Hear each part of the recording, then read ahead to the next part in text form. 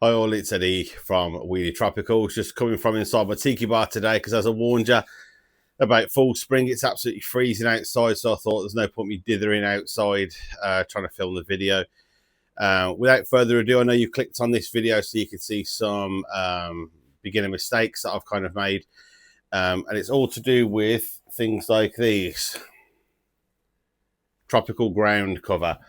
So without further ado, I'm going to explain what I'm talking about, and I'm going to show you 3-4 examples, maybe even 5 examples on this particular video. Stay tuned to the end because I've got an absolute blinder at the end that's fragrant and it's absolutely incredible plant. It smells absolutely fantastic. Hi all, so as we take a quick look around the garden, I've alluded to this in the past. You can see what I'm talking about here, which is the bare patches that happen through winter when your things aren't evergreen, when you've had to dig out tender plants like cannas and dahlias and that kind of thing. You're left with these massive holes everywhere where when you take a walk through your garden on the off season, it doesn't look exactly ideal. So you want more ground cover and things that are evergreen interest. This is probably one of the only things that I kind of regret in the first year. However, you're not going to know everything when you start a garden. I bought all the really nice tender plants and, you know, bananas, cannas, dahlias, everything that was like really striking plants. And then obviously, as soon as it comes to winter and you're digging that half of your garden up and putting it in the greenhouse and storing like your Insetti, Morellii bananas and things like that, when you look around, it does look a little bit like a ghost town. So in this video, I'm going to show you how you can kind of get around that and not make the same mistakes that I have, and have a garden that you can enjoy all year round. Still have those tenders in there, but with these you won't notice them as much. First up, we've got the black Mondo grass, which absolutely looks fantastic all year round. Love the colour on this. I love the fresh, really lime greeny growth that's right in the centre of the plant. It will spread out, so as you can see on here, there are a couple of little babies that are kind of moving around to form a nice little clump. You can dig those up and move them around the garden. You don't get much in this colour as well, so I find that like really shiny black colour just always draws the eye, especially on a really lovely sunny day and the sun's beaming off it. I think these look fantastic. One of the only things really to come through winter in my garden with zero signs that they've been through winter. They always look fantastic.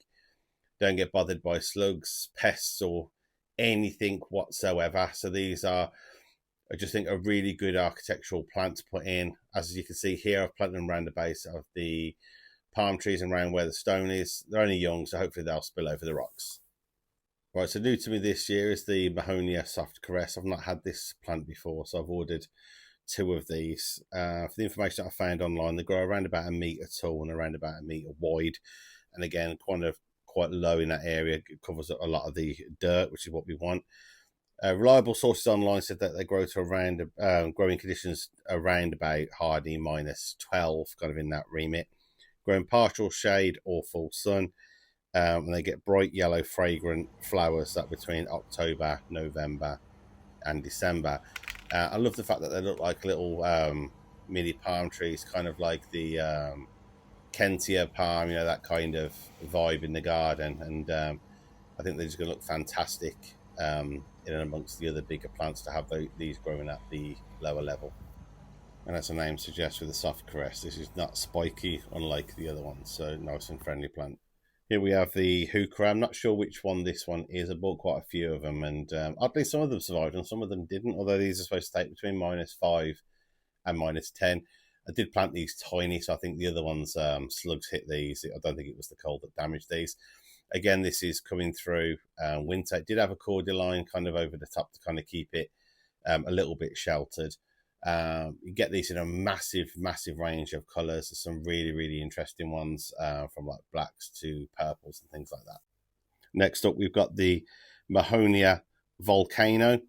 This plant prefers partial shade, which is ideal because this is the kind of area that I'm going to be putting this one. A little bit taller than the previous one. This grows between 1 metre and 2.5 metres with a spread of 0.5 to 1 metres. A top tip for this one is to dig a hole twice as big as the root ball, and apparently that lets the roots get out and gets it off to a really good start.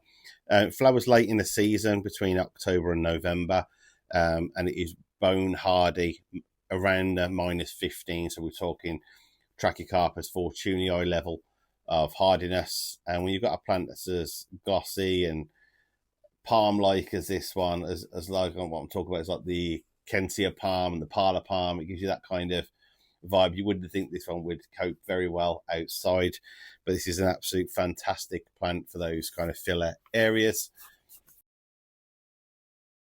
And just before the bonus plant, I've got this one. You didn't honestly think I'd go and buy all those Mahonia without getting the one that everybody bangs on about, which is Sweet Winter.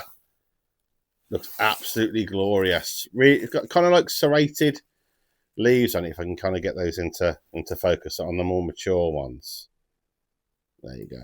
But still feel quite nice and soft. They've got in there already, because these are good for like the pollinators and birds, bees, butterflies, apparently it says on the tag.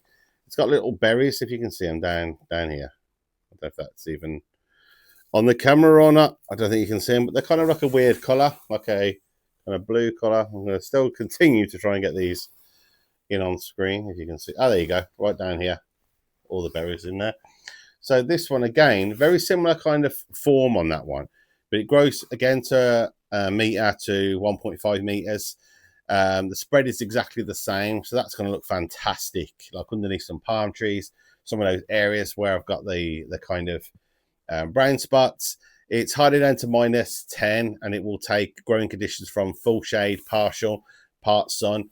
So it's a really good all-rounder. We're ticking off a lot of boxes with this one, I think. It's, again, good for the wildlife, which is one of the common things I get asked about when you've got a tropical garden. Is it good for the wildlife? Well, yeah. A lot of these have got flowers on, nectar, berries on them. So we're ticking a lot of boxes with that. These ones, the whole point of this video is just to show that we can still have all the tender plants. I'm still going to be having the dahlias, the cannas, and all those kind of things within my garden, because it's just what I like in my garden. But I don't want those bare patches. When I go outside, I want to see that my garden looks more complete. And then I haven't got so much stuff in the greenhouse. I haven't got to then put the heater on as much, all the rest of it, to try and keep those things going over winter. Like I say, if we can complete the look all year round, why wouldn't we do that, rather than have to keep digging it up or protecting them and wrapping them? So I'm kind of getting out of that now, the wrapping mentality, and just trying to see if I can just kind of cut down on my maintenance as well.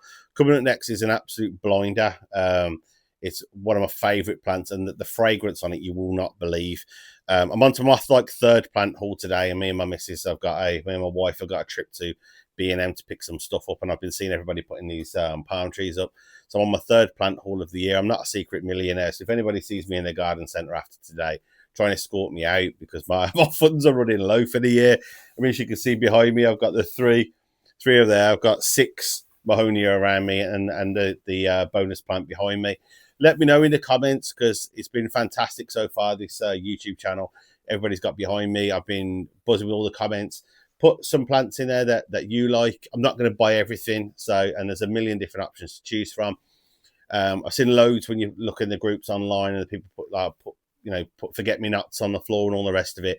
But to me, it just looked like a blanket, and I didn't want that. I wanted more structural plants that look like they were designed to be there. I'm not cussing those types of plants at all. It's just not my vibe.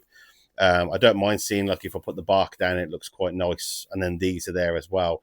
But yeah, put down your favorite plants that are in there. Give me an opportunity to discover a couple more plants that I'm not aware of. Without further ado, we've got the main plant coming up now, but thanks for staying tuned.